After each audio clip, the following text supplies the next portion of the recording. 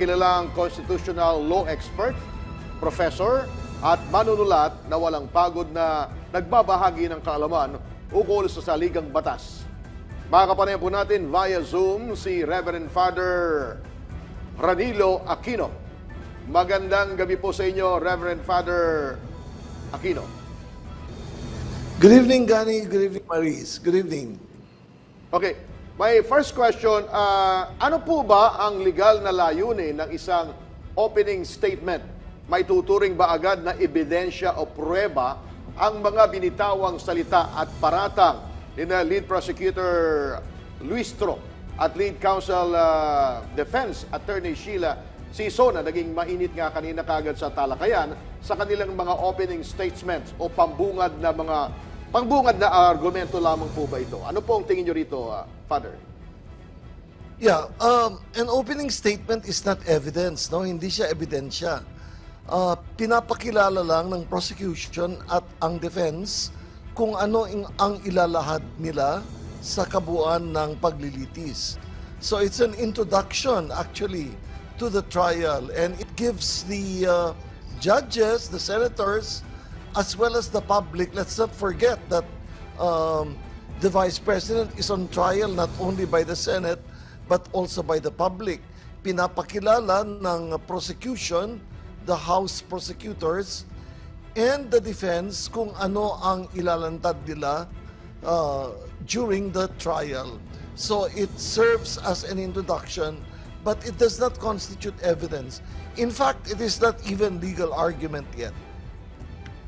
Kanina natanong ko rin po ito sa ating resource person dito sa loob ng studio. Pero kanina po ay hindi dumating si Vice President Sara Duterte, no, sa paglilitis. Ano ho ba ang bigat o kahalagahan ng pagdalo ng isang akusado sa mismong opening day ng paglilitis?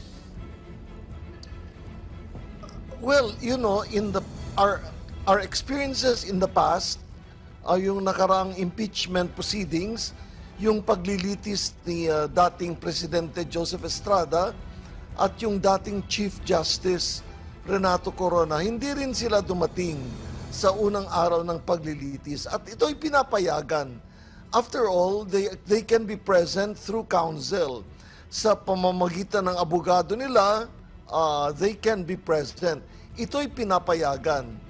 Pero mas nakakabuti sana kung ang isang nasasakdal sa impeachment trial ay magpakita at may pakita niya sa publiko na kaya niyang harapin ang mga paratang laban sa kanya. So it may be a public relations issue, public image issue, but the non-appearance does not affect the legal proceedings, nor does it affect the right of the respondent Vice President. Father Liz, Attorney Maris, doon po sa mga... Hi, Attorney Maris. Hi, Good evening. Father, yes, good evening. Doon po sa articles of impeachment, ang sabi po dito, ang unang isasalang sa mga ebidensya dito, patungkol dito sa paratang na assassination plot, grave threats, and inciting to sedition. Father, we know for a fact that these are not actually the grounds. Can you explain to the public kung paano itong mga paratang na ito ay papasok dito sa grounds for impeachment? You know, Attorney Maris, you and I very well know that Article 11, when it lays down the grounds for impeachment, precisely uses very broad categories: culpable violation of the Constitution, betrayal of public trust, high crimes. So, the reason that the Constitution precisely lays this out in broad terms is so that the political branch of government, which is the Senate, can decide whether, on the basis of the evidence presented, ang isang nanunungkulan ay may karapatan na manatili sa kanyang pwesto. So, unlike the crimes in the revised penal code, kung saan talagang detalyado ang elements ng isang krimen, dito sa grounds for impeachment ay sadyang ginawang malawak at pwedeng ipasok kung anuman ang nagawang kasalanan ng isang nanunungkulan sa mataas na posisyon at depende na sa Senado kung siya ay patawan ng parusang pagkakaalis sa pwesto at disqualification from public service. Okay, Father, let's go to this disqualification sa public office. This is a perpetual. Ang question ko po dito is, ito ba ay automatic na halimbawa magkaroon ng conviction, tapos na-remove sa office itong impeached officer?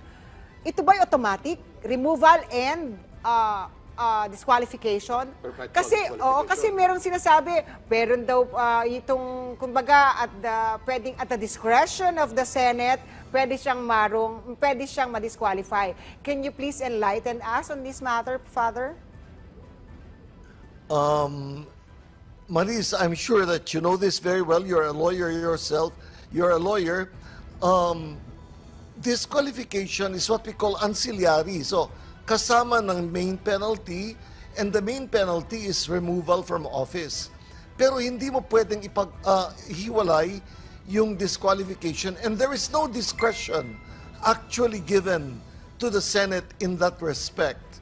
The Constitution says, judgment in cases of impeachment shall not extend further than removal from office and disqualification to hold any office under the Republic of the Philippines. So it seems clear from the reading and from the textual provision of the Constitution na magkakasama parati ang dalawang punishments, ang dalawang penalties na yan, yung pagkakaalis sa pwesto and disqualification. And there is logic to it, Attorney Maris, no? If you have been removed from office because you were convicted by the Senate, then you are deemed unworthy of public office and should not be able to hold public office again. Attorney, dito sa opening na ito, panimula o unang araw, paano ipinapakita ng makasaysayang pagbubukas ng trial na ito ang tinatawag na checks and balances o ang kapangyarihan ng batas na panagutin ang kahit na sino pong mataas na pinuno ng ating pamahalaan?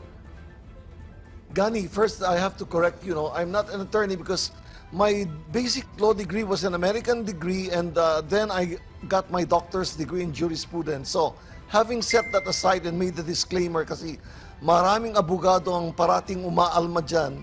Pero let me put it this way, your question was, paano makasaysayan yung pagbubukas? Was that your question, Gani? Yes, sir. Paano ito makakaapekto sa pangkalahatan sa ating sambayanan? Well, unang-una pinapakita na talagang parati nating sinasabi, yung maliliit na lang, parating hinuhuri, ang linilitis at nakukulong, wala namang malalaking tao na talagang napapanagot. Pero this is an example of one of the biggest fish of the land being held accountable or being held to account for her acts. So, ito'y nagpapalakas sa paniniwala natin na umiiral ang batas. At pinapakita niya rin sa lahat ng nanunungkulan that they better behave. Because if the axe can fall, or at least if the Vice President can be asked to answer for what she did, lesser officials can be held to answer for what they did. So napakahalaga itong nangyayari. And I'm glad you asked that, Gani, because this is also a quote-unquote warning to senators that hindi na nila pwedeng baliwalain ang ebidensya. Kailangan kung ano man ang pasyang marating nila ay ito ay katumbas sa ebidensyang naririnig ng buong bansa. Father, isa pang punto, although ang desisyon ay sa mga senator judges, malaki ang pananaw ng taong bayan dito, siyempre, ng pagbabalanse. Pero ang problema natin ngayon sa ating technology, social media, hindi po kaila sa atin na politika nga itong pinag-uusapan, political trial ito, may kanya-kanyang kampo at may social media na maaring makaimpluwensya sa isipan at pananaw ng ating sambayanan. Ano ang dapat na pangunahing tingnan dito ng ating mga netizen, ng ating taong bayan, na hindi tayo mailigaw sa tamang maging pananaw natin sa prosesong ito? Father. Isipin natin na ganito, pag ikaw ang nalilitis, gusto mo na ang hukom ay magbase lang sa katotohanan at sa ebidensya. Ayaw mo ang isang hukom na bias laban sa iyo o tumutulong sa kabilang partido.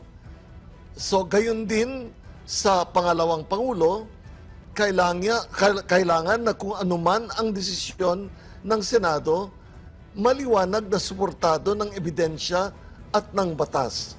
So, ano ang dapat tignan ng mga senador? Unang-una, kung ano ang ebidensya. Ikalawa, kung anong sinasabi ng ating batas. At ikatlo, kung anong sinasabi ng konsyensya nila. Yun ang importante. Sa taong bayan po, anong inyong advice sa mga nanonood sa atin ngayon na mga mamamayan na gustong makita at lumitaw ang katotohanan? Gani and Maris, that's the point I've always made. Many have been saying right from the beginning, ang problema kasi kung bilangin mo yung mga kaalyado ni Vice President, tila hindi mararating yung number na kailangan for conviction. So, right from the start, marami nang nagsasabi, Chuck, ma-acquit yan kasi hindi mo naman mahantong yung kinakailangan mga botos. Well, the greatest guarantee na maging patas at makatarungan ang paglilitis ay ang pagmamasid ng taong bayan.